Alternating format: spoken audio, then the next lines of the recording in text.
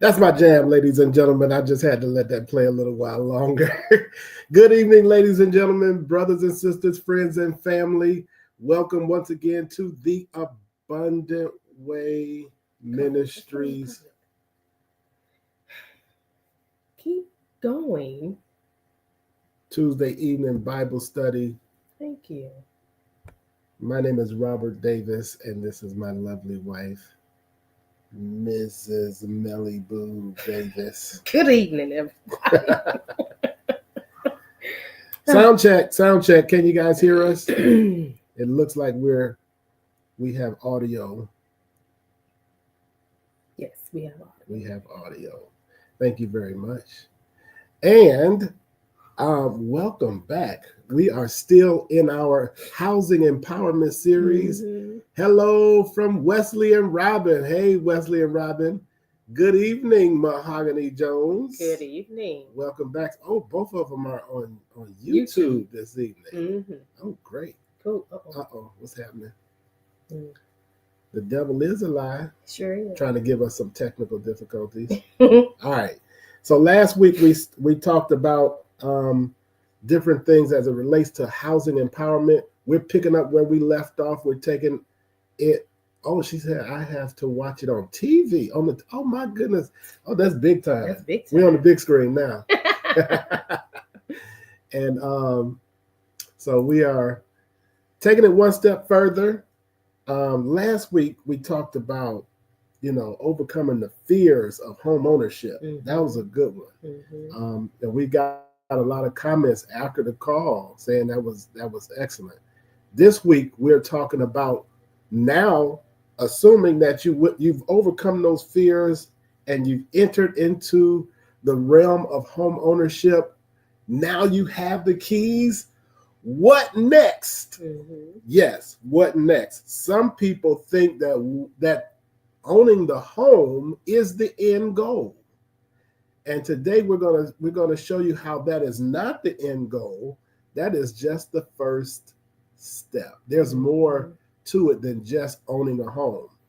If you set your sights on just the home, you may be missing out on all of the benefits that come along with home ownership and all of the opportunities that you have available to you with home ownership. So we're going to be talking about how to leverage your primary residence for wealth building. Mm-hmm. Okay, so that's the topic for today. Now that you have the home, how do you leverage it? All right. So you might want to get your pencil and paper out and take some notes today, because this is going to be an awesome segment and it won't take long. I promise you. I'm going to give you everything I possibly can in the shortest possible time. But by all means, take notes, ask questions. That's what we're here for. Yeah.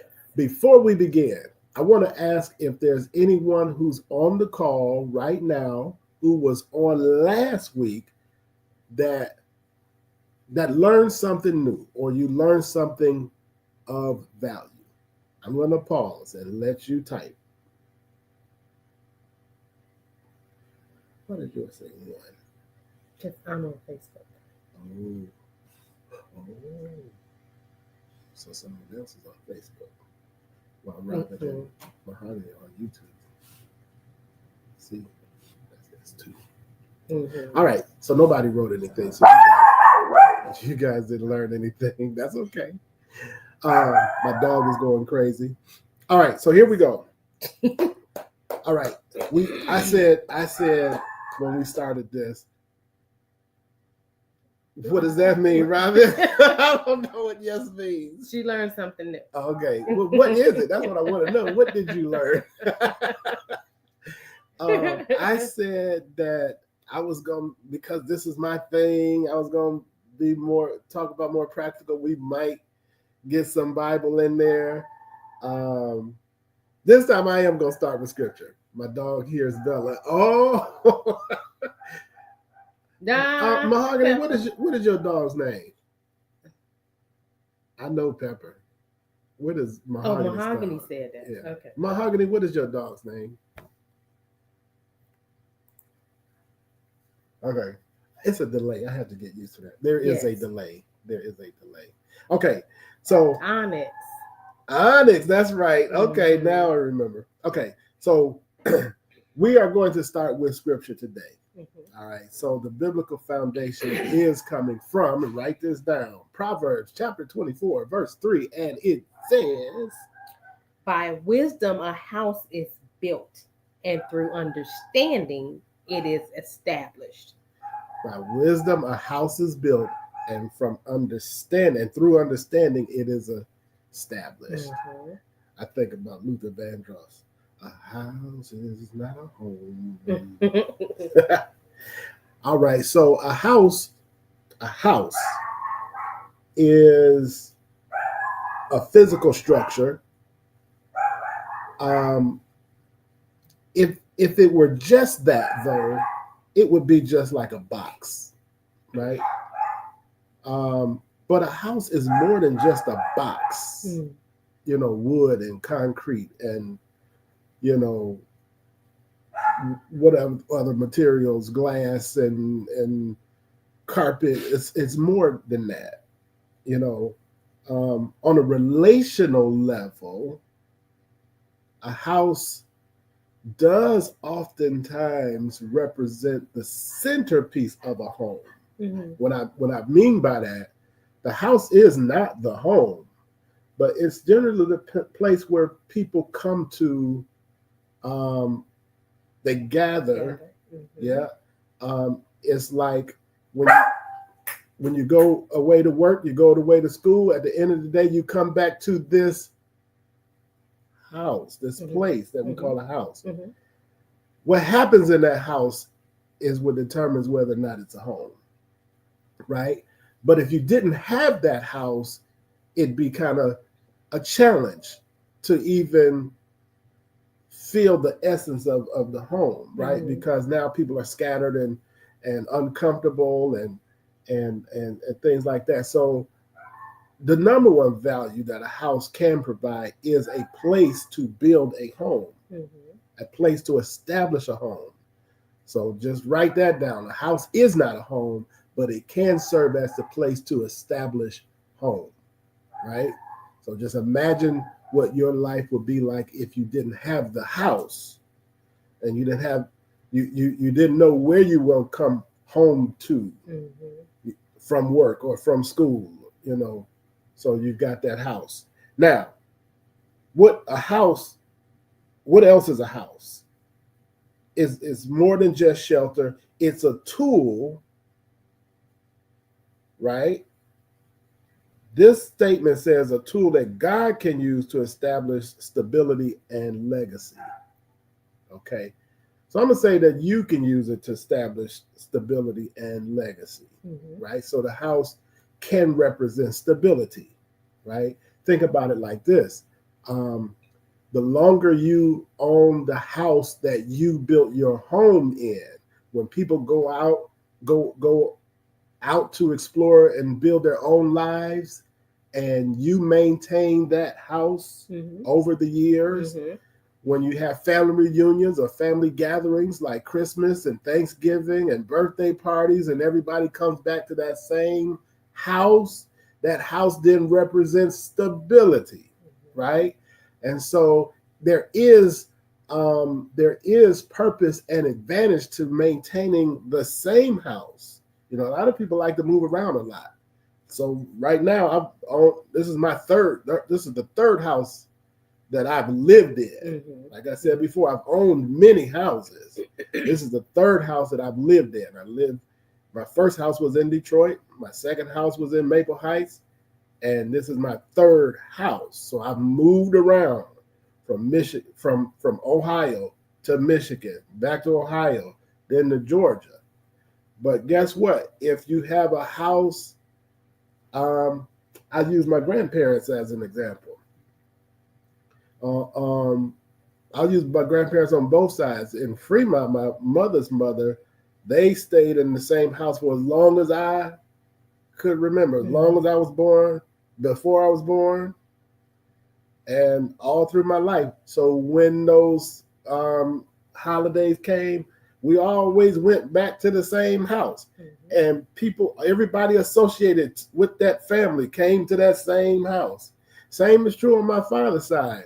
Where my grandmother lived, that was the house that I knew from the time I was born. And when we went for not vacations, but holidays, we went to that same house. There's power in that stability. You see what I'm saying? So that it represents stability and legacy. We still remember those houses. They're no longer here, but we remember. There's memories tied to those houses, right? So, what else does a house do? So it aligns with the godly principles of stewardship, because now that you have the house, you got to take care of the house, right? So you got to maintain the house. That's stewardship. But what we're getting ready to talk about today, so we've established that the house is not a home, but the house still has benefit. That Robin said, raccoons. Yes, I had. So my house was also a home to raccoons. I had raccoons in my attic. And what's crazy about that is I wanted to kill them raccoons. And the city told me if I killed them raccoons, I would go to jail. They were under protective custody. What is Mahogany saying? Back then, it seems like everyone had a finished basement with a bar. Your house had to have a certain thing in it. Yeah, it was like, and see, when I moved to Georgia, they don't have a lot of basements. Like, if you want a basement, you're gonna pay a premium. What's crazy about houses here in Georgia, different than Ohio, you're gonna pay a premium for basements, sidewalks, and street lights. Like, most houses don't have sidewalks, street lights, or basements. But if you want one, then you're going to pay more money. It's going to be a premium. The neighborhoods that have sidewalks. That's crazy. That's crazy. Like, why wouldn't you have a sidewalk in your neighborhood? Okay. Now let's talk about how to leverage that house. Now that you have the keys, this is where I get even more excited. You said I was excited. This was my thing. And let me tell you something about this one right here. She said, no, I don't need to be on this show. This is your thing. No, it's our thing, right? This is your forte. It's my forte. But here's the thing. And some of you may feel the same way. You may think the same way. But I think that all of us should give a decent amount of consideration to the value, the benefits, the importance of home ownership, right? So we should learn all we can about it. Don't just let me do it and guide it. Yeah, this is a joint thing, because our next house, that dog is going crazy. Our next house is going to be a joint venture.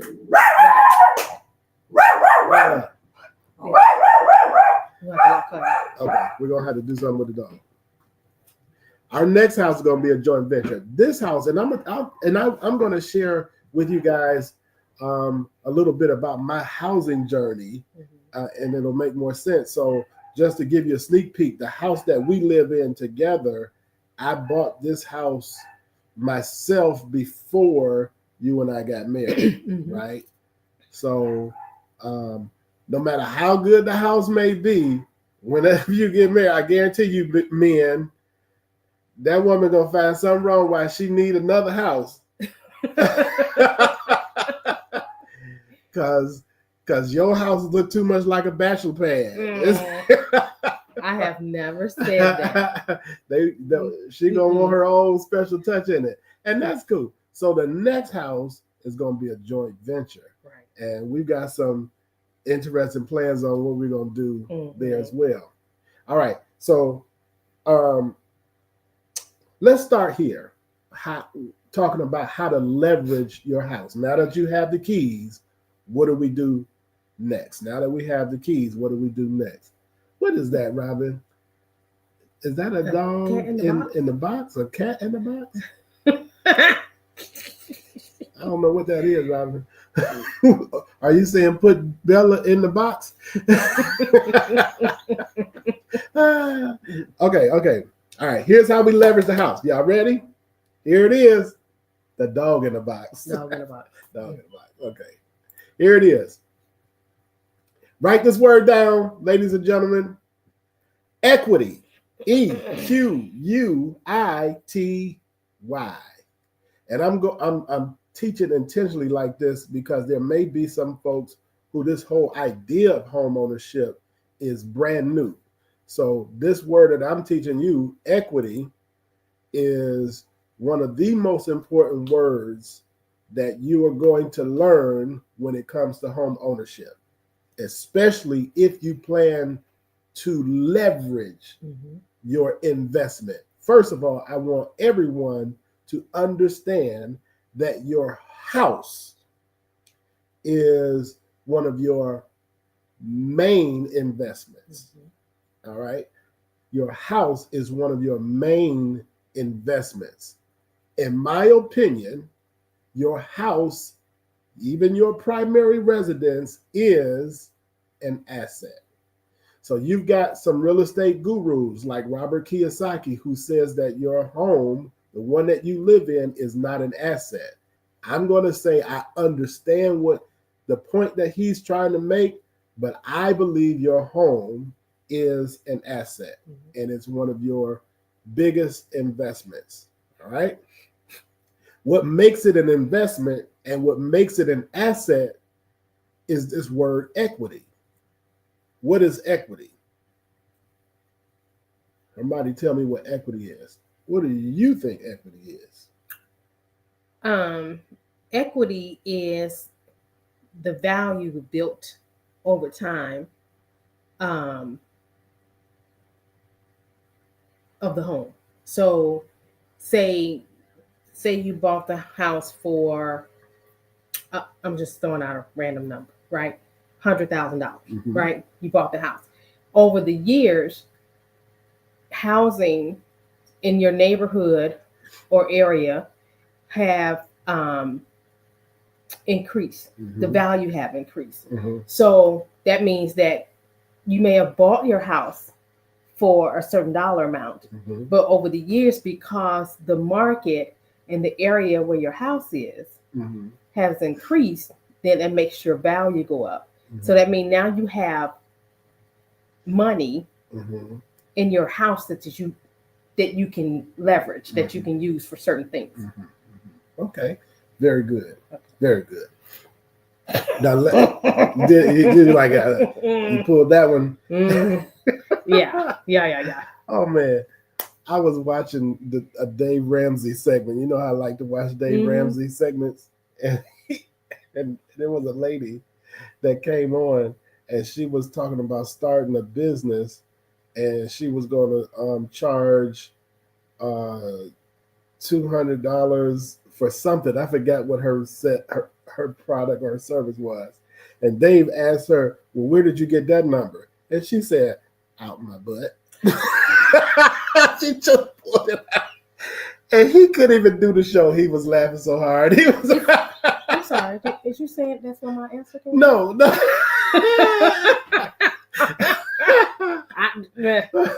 Okay. Okay. So anyway, that was a good answer. Your Thank answer you. didn't come out your butt, Oh, but thank you very much. it glad was the opposite of that. Mm-hmm. And I see Mahogany's. I'll send it to you, Mahogany. I see Mahogany's answer. Equity is like compound interest in comparison to the stock market. It's very similar, but it's a little different. So here's my definition of equity.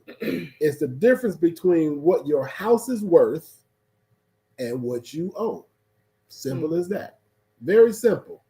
The difference between what your house is worth, the market value, and how much you owe on it, if you owe anything on it, right? Here's a great example. I'll use your numbers. Let's say you bought a house for $100,000. You want to see that? You bought a house for $100,000, right?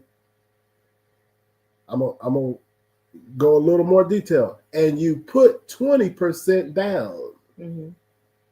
So 20% of $100,000 is what? $20,000. $20,000, right?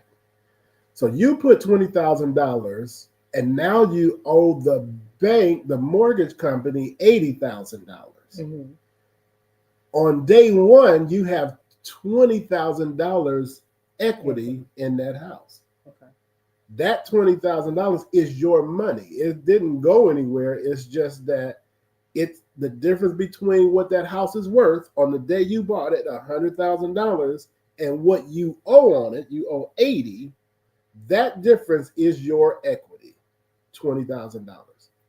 Now, you mentioned over time. So now you're living in the house, enjoying the house. Time is going by. You're paying your mortgage, right? So over time, your mortgage is decreasing. And over time, in most cases, your home, the value of your home is appreciating. So I want y'all to write that word down, appreciating or appreciation. That means it is increasing in value, right? So watch this. This is what happens. Imagine you've got this middle line here. This bottom hand is your mortgage balance, and my top hand is the value of your home. And what's happening over time, as you're paying your mortgage balance down and your house is increasing in value, that space in the middle that keeps growing and growing and growing is your equity. And notice I keep saying is your equity. The difference between what you owe and what the value of your house is your money.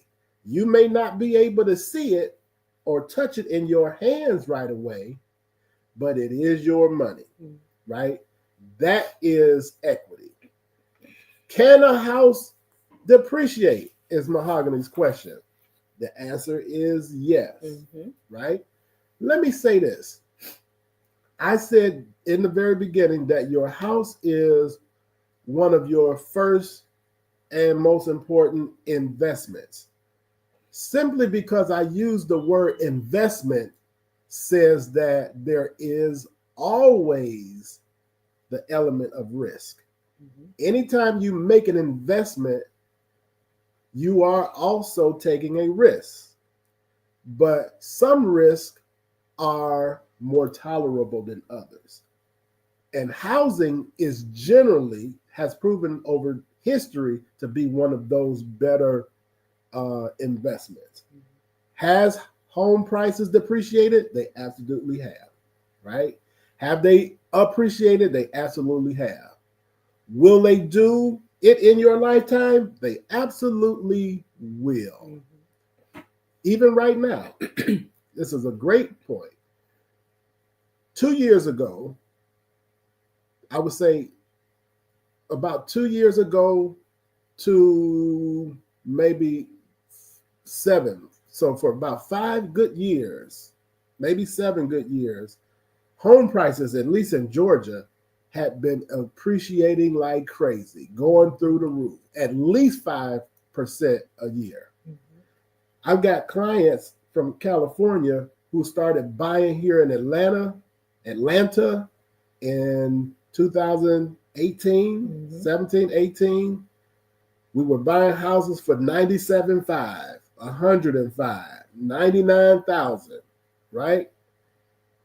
5 years later, all of those houses are worth over $200,000, every last one of them, right? Now, so that was between 2018 and I would say within the last year, because of inflation, because of what the economy is doing, and because of the interest rates, mm-hmm. right? So when the interest rates go up, it makes it challenging for people to buy homes at higher prices because their monthly payments are going to be higher. Mm-hmm. So the people who want to buy, they start sitting still. And the people who want to sell, they get anxious, like, I can't sell my house. Let me lower the price. Mm-hmm. And so as they lower the price, then the houses start depreciating, because now for everyone who sells their home at a lower price, it causes the value of the other houses to come down. Mm-hmm. And that's what you call depreciation. And the reason why I say it's still okay, because history has shown us that it's also going to take a turn and go the other way. Mm-hmm. And generally when it goes the other way, they call that correction, it corrects above the line. So wherever it stopped before it started going down, when it comes back, it's going to come back even higher. So you've got to be able to ride it out. And just like the stock market, you don't really lose unless you sell at the wrong time, right? So if you sell when you're below what you bought it for, that's when you lose. But if you can afford to hold on until it corrects itself and come back to above where you bought it, then you win, right? So my point, though, is that in most cases, your house is going to appreciate over time. Mm-hmm. While you're paying your mortgage, you're reducing your balance over time. And as that's happening, you're increasing your equity. Now, that sets the stage for this thing that we call leverage. Because now the question becomes, what do you do with that equity? Mm-hmm. And for most people, that equity is invisible. It's just a word to some people. Right. But I want to talk to you about how to make it more tangible into something that you can actually do something with. All right. Okay. That equity is like the stepping stones of your wealth building. Mm-hmm. Thank you, Melanie. You what I do without. That equity is, in fact, the asset. You see what I'm saying? And so when Robert Kiyosaki says that the home you live in is not an asset, he says it's a liability. He's simply talking about the physical structure of the home, mm-hmm. right? Okay. And if you think about it like that, he has a point, because of the definition he uses for assets and liabilities, because of the definitions that he used for assets and liabilities.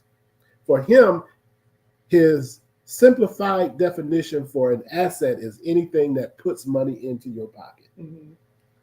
His simplified definition for a liability is anything that takes money out of your pocket. Mm-hmm. And so when he applies those simplified definitions to housing, if you live in the house, it's taking money out of your pocket. Mm-hmm. As long as you live in that house, you're paying a mortgage. That's money going out of your pocket. You're paying utilities. That's money going out of your pocket. You're doing maintenance and repairs. That's money going out of your pocket. You're paying taxes and insurance. All that's money going out of your pocket.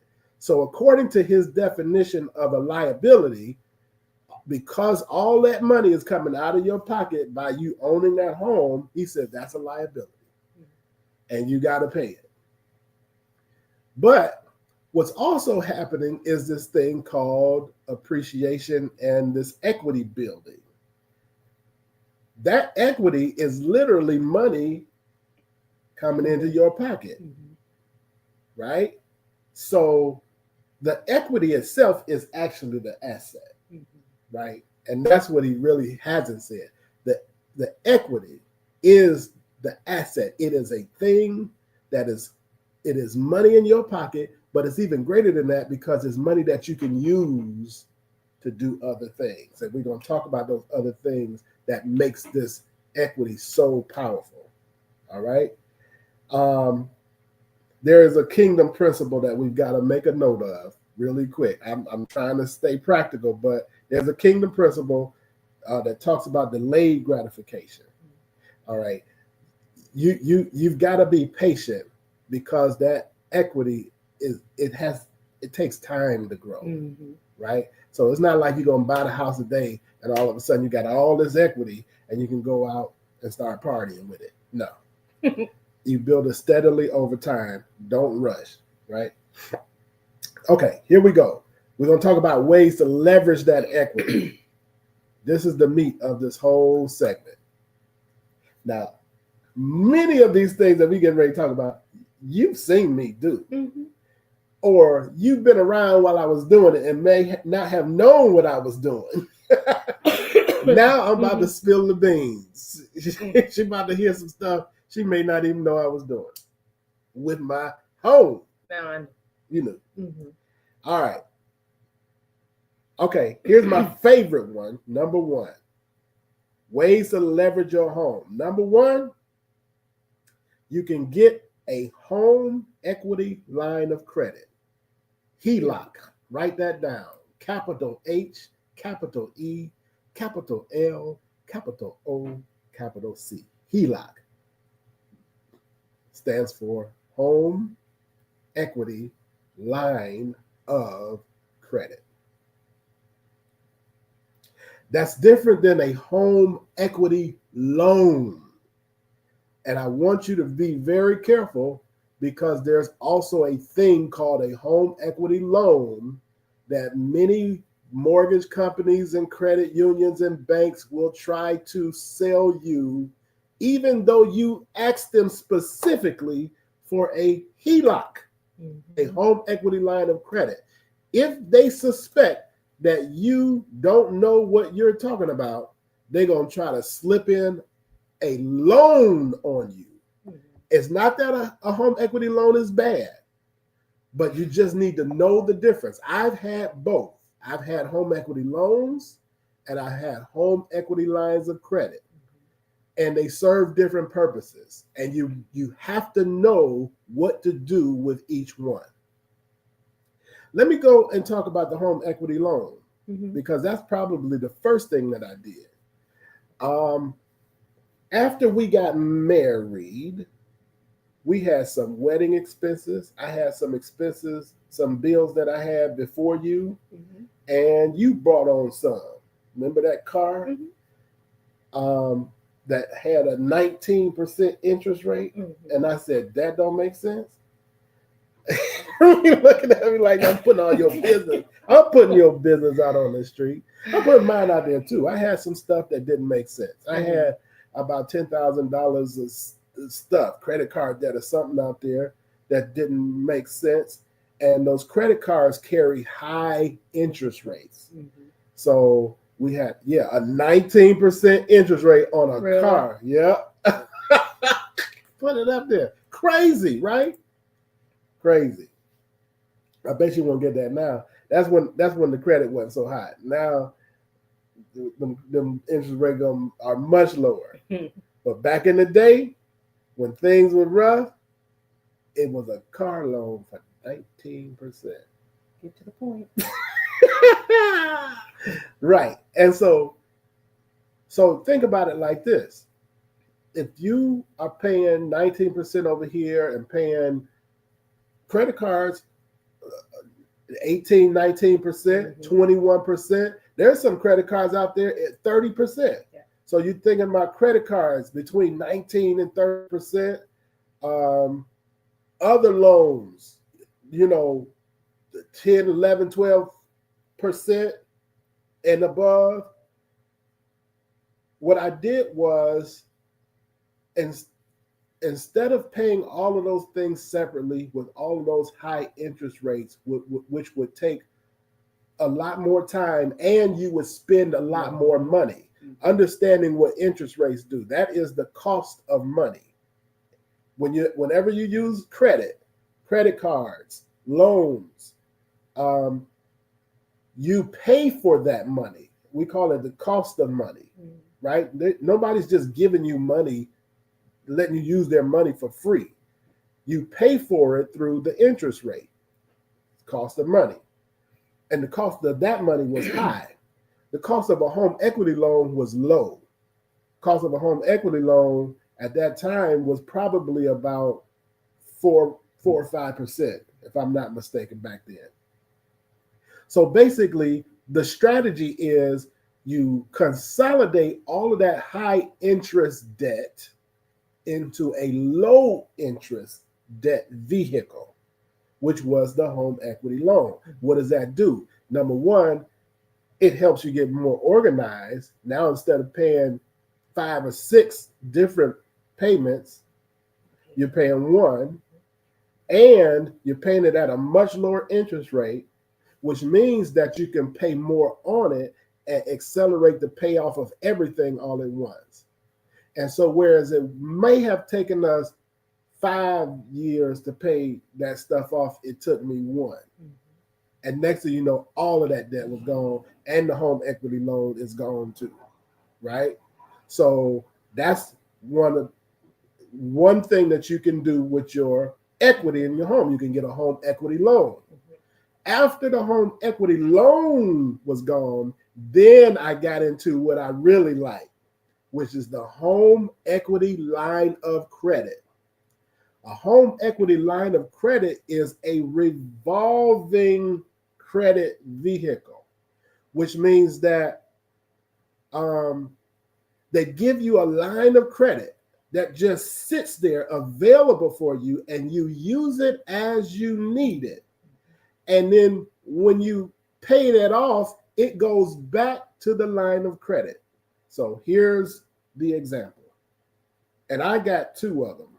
One year I got one for $66,000. And then that same year, my house, at the end of that same year, my house appreciated more, and they gave me another $100,000. So I got 2 equity lines, one for 66, one for 100, because the house just kept appreciating.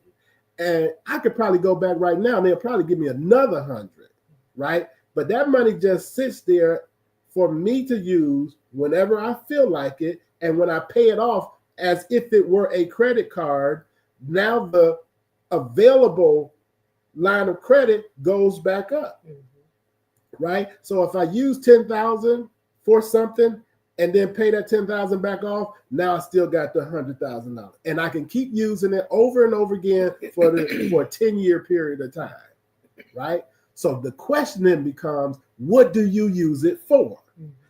This is key. So you saw how I used that home equity loan to consolidate debt so that we could pay it off faster and get out of that debt situation, right? That's how you use it. What you don't want to use it for is for depreciating assets, right?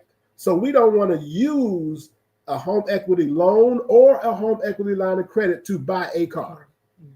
I used the loan to pay off the car to get out of that 19% interest rate, but I would never use it to go out and buy a car. I would never use a home equity loan or a line of credit to go on a vacation, right? So what do you use it for then? Here's what I would use the home equity line of credit for, and I have done it. We have done it. We use it to buy appreciating assets like another house, right? And in our situation, I used a good chunk of it to fix up a house that we had bought. And then I used it to buy, I used some of it to buy another house that we flipped to pay off all the money I used to fix up the house. And now I end up with a fixed up house and my line of credit back. You know, so I used it to fix and flip houses.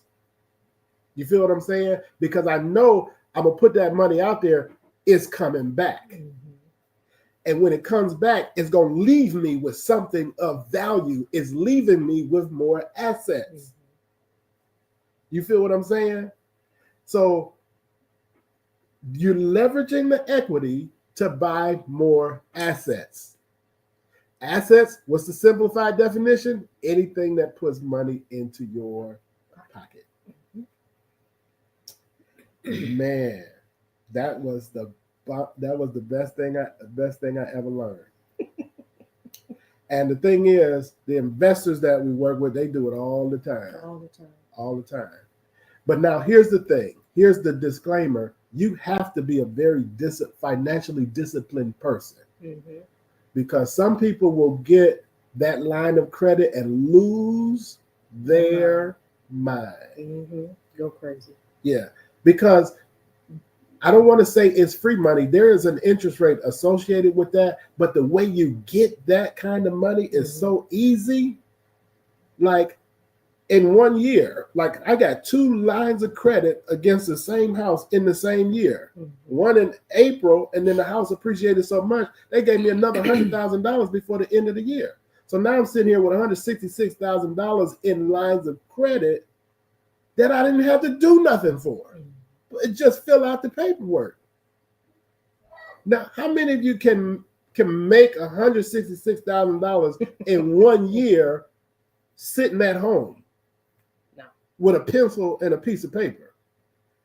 Home ownership. You can't do it in an apartment. It's impossible to do that in an apartment. And that's why I've been trying to push y'all to go ahead and get started. Buy your first home, because the time is what's going to be on your side. You want that time clock to start ticking. Yes, we hope it appreciates and not depreciate, and we can't control which way it goes, but you can at least take a chance. All right. And y'all can ask questions about that. I'm going to go on to the next one. The next one is house hacking. I hear this on the internet all the time. I hear it on YouTube. House hacking. Now, I have never done this, but I hear about people who have. So house hacking is when you rent out a portion of your home, be it a basement, a room, or if you bought a duplex and you rent out one side and live in the other side. When you live in the place that you're also renting out, or you rent out a portion of the place that you also live in, that is called house hacking. Who is house hacking good for? House hacking, in my opinion, is good for folks who are getting started, especially young people. Because especially young people today, because I will admit that the price of housing is very expensive about now. Right?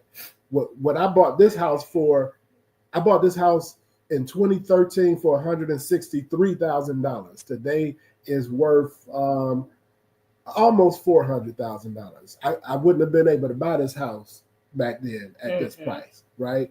And so imagine kids coming out of college and they're trying to get out there on their own, and the average house price is $350,000 to $400,000. That's very difficult on your starting salary.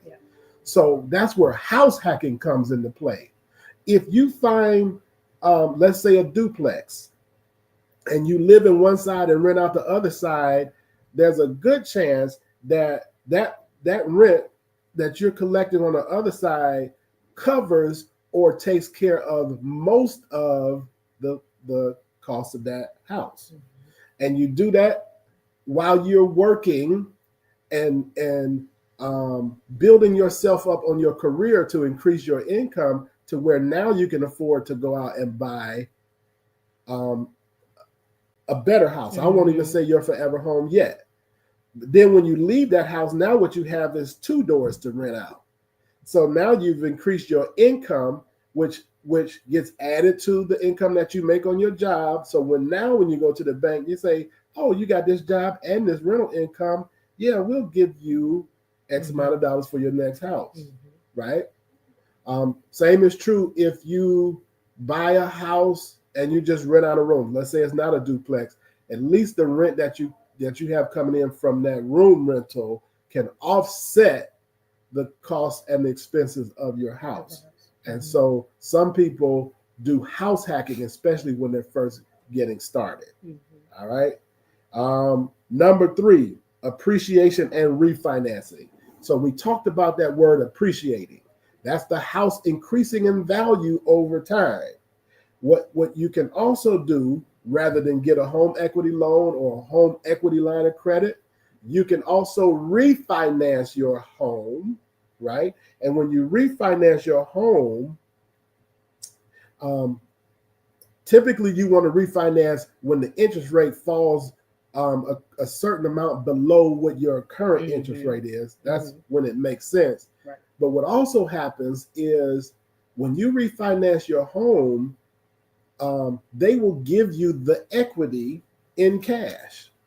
So what that means is, I bought the house for $100,000. It appreciated to $200,000, and I refinanced it. They call this a cash out refi, and they gave me a new loan, which may be $200,000. I'm just using round numbers. I would never do it like that because you don't want to overextend yourself. But just so you know, they gave you the difference in cash, put it in your pocket. Now you got a new loan and cash in your pocket.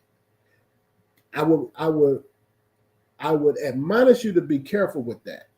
Again, because now you just started the clock all over again. Right? So if you're doing a 30-year loan and you refinance, you were at 15 years in and you refinance, now you got a new 30-year loan, probably for twice as much as you bought the house the first time. Yeah. So you better have a very good reason to do a cash out refi on your primary residence. We do cash out refinances on investment property, right? Because we know that we've got somebody else paying those mortgages and those expenses. But I would never, I won't say never, it would have to take some serious circumstance for me to do a cash out refi on my primary residence. And I'm using some words that you may or may not be familiar with. So you heard me say primary residence quite a few times. That simply means that's your main home. That's the home that you live in. And I want y'all to get used to talking like that, because I don't want you to settle in on just one home. Remember, I said this is just the start. Now that you got the keys, don't think of that as the end goal. Think of that as your starting block. I want you to think of, when we talk about home ownership, I want you to think of multiple homes, right? And this one, your primary residence, is the one that you live in, right? So, and then the other ones are going to be what we call investment property. Your primary home, be very careful about doing cash out refinances. You can do, go ahead. So with the refinancing, you can refinance to get a lower interest rate, right? They call that a rate and term refinance. Okay. So if you are going to refinance your primary residence and you don't want to get higher payments, you don't want to start over with a higher loan amount, you make sure you tell that bank you want a rate and term refinance. Meaning, let's say I've been in my house for 15 years, and instead of owing $100,000, I only owe $30,000 now.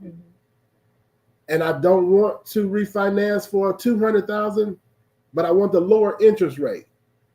Let's say when I bought my house, the interest rate was 6%, and now they're 3%. I'm going to tell the bank, give me a rate and term refinance. That means they're going to refinance you $30,000 at 3%. And you can choose at that point to do a 30-year fixed mortgage, Or you can say, nope, give me a 15-year. It really don't matter at that point, because you should be in a position where the interest, the term doesn't really matter. Just because you got a 30-year or a 15-year doesn't mean you have to take that time to pay it. Make sure when you get your loan, there's no prepayment penalty, meaning that you can pay it off anytime you want to. You can pay that off in the next 2 years, because by that time, $30,000 at 3%, and you've increased your income on your job. You got these other 2 properties that's giving income. Now you can take all that income and just drop it on the principal every month. And next thing you know, that house is done, free and clear. And now you own this house free and clear, right? Which is another one of the goals, is to own your property free and clear, so that you can't get foreclosed on it. Only way you would get foreclosed at that point is if you don't pay your taxes, right? So you always have to pay your taxes and your insurance. All right, moving on. This last one, we already talked about. You use that equity as a debt payoff tool. So I gave you the example of how I use the home equity loan to consolidate debt and pay it off. I don't use the equity line of credit to pay off debt. I only use that to get into other real estate investment deals or other investment transactions that I know is going to return that money in a short period of time. We call that short term. If I can do it within the next 12 months, then I'll use that home equity line of credit, because I'm trying to put that money back so I can reuse it, because you only got 10 years to use it. So you want to use it as many times as you can within that next 10 years or the 10-year period. And if you don't, if you're in good standing, and of course the house is appreciated, if my 10-year clock runs out, I'm going back to the bank and say, I need another home equity line of credit, and they're going to give it to you. All right. They're not going to say no because you didn't use the first one. They're not going to say no. They're not going to say no. They're not going to say no, because they're in the business of lending money. They want to lend you that money. Right. Yeah. They want to make they want to minimize their risk, so they don't want to lend it to people who they don't think can actually pay it back. But they want to lend you that money. They want you to use it. They want to make that interest, right? So they'll give it to you. You missed that. Oh, you already did that. Okay. So, wealth building benefits of home ownership, and we're almost done. We talked about stability, right? That's a benefit of home ownership. Generational transfer. I'm gonna spend about a minute on this one, because again, you think if you think about the generation that's coming behind you, let's say you have children, and assuming they'll have children, so you'll have grandchildren. You could theoretically pass that house down from generation to generation. I don't quite see that happening much these days, but it does happen. It has happened and it does happen. But at least you have the option to do that. With an apartment, you don't even have the option. When you pass away, your kids can't take your apartment and they can't take your job. This is why I specifically promote home ownership and entrepreneurship, because you can pass your business down. Your kids can't inherit your job.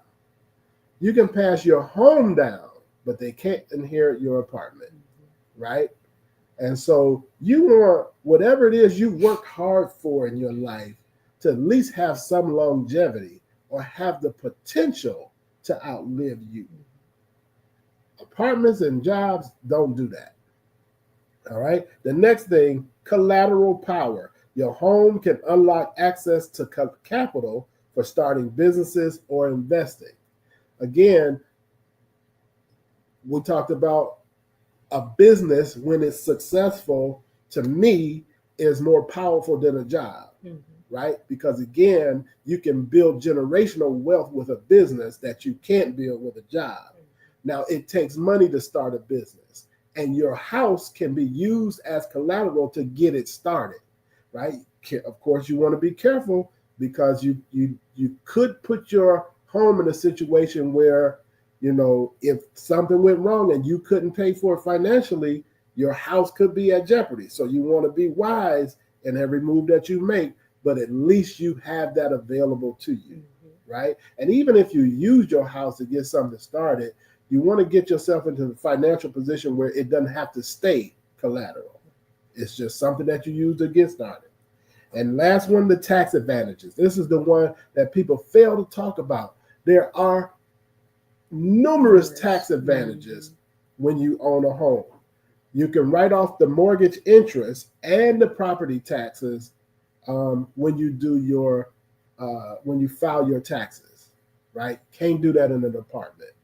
And then on the investment side, there are even more tax benefits because, especially with this particular president, he's big in the real estate business. So every law that he passes is going to benefit real estate professionals and real estate investors.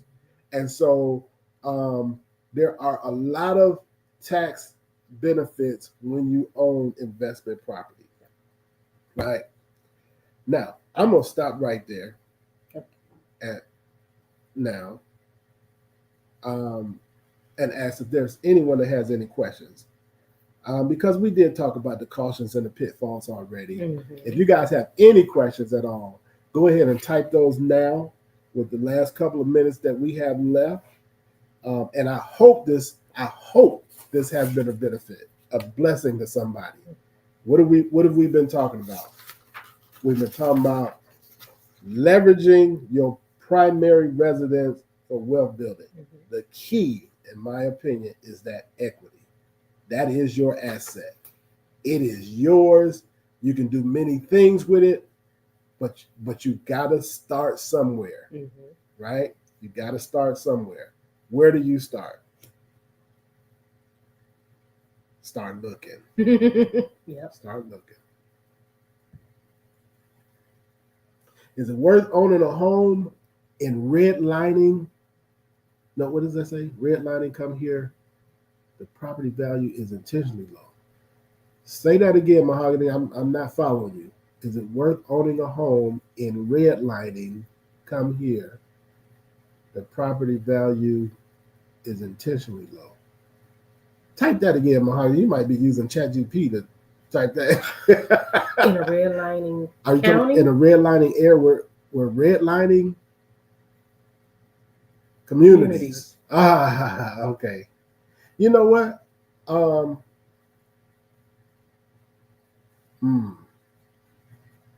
It could be for investment purposes because the home prices are low and the values might not appreciate as well as in other areas, but in those areas you generally get the rents. You see what I'm saying? Generally those areas are rental areas, and so you buy a house on the low, but you get the cash flow, right? So from an investment purpose, yes. The flip side of that is generally when you're doing business in those areas, you have a poor quality tenant, which means that you might have a lot of turnover, doing evictions, having to repair the house more often. So you got to watch that you're not spending more money on evictions and what we call getting the house rent ready again than the money that you're bringing in. But Cleveland has become one of those areas, like the whole city of Cleveland. Investors from out of state investors are now looking at Cleveland, not for the appreciation, but for the cash flow, because you can still buy them old houses for very cheap and rent them out and just get the cash flow. And when they get ready to sell them, they're not worried about making money off the sale. They got their money on the cash flow. So that's a good question. and a good point. Great question. All right. Well, those are all the questions we're going to take for today because it is 8:31. I thank y'all for hanging in there. Listen, get your primary residence first. Once you get that primary residence and you get established and get comfortable and start building equity, don't stop. Go and use that equity to buy another house. Buy at least one investment property, right? If you don't have to use the equity in your house to do it, don't do it. Keep that equity growing. But if you just need something, use the equity line of credit. Use that equity line of credit. Use the home equity loan if you're in debt and you need to pay off some stuff at a lower interest rate. Use the equity line of credit to get in and out of other investment deals that are going to return capital and assets. Boom. My job is done. Y'all gonna have to watch this recording over and over again. Oh my gosh. Any questions, call me. Yeah. I'd love to talk about it. All right. I'm gone. Any last words? See you next week. You feel lonely in this conversation? No, I do not. Okay. We love y'all. And let me get my music together. We love y'all. And here's Feeding the Ducks. Good night, Aaron.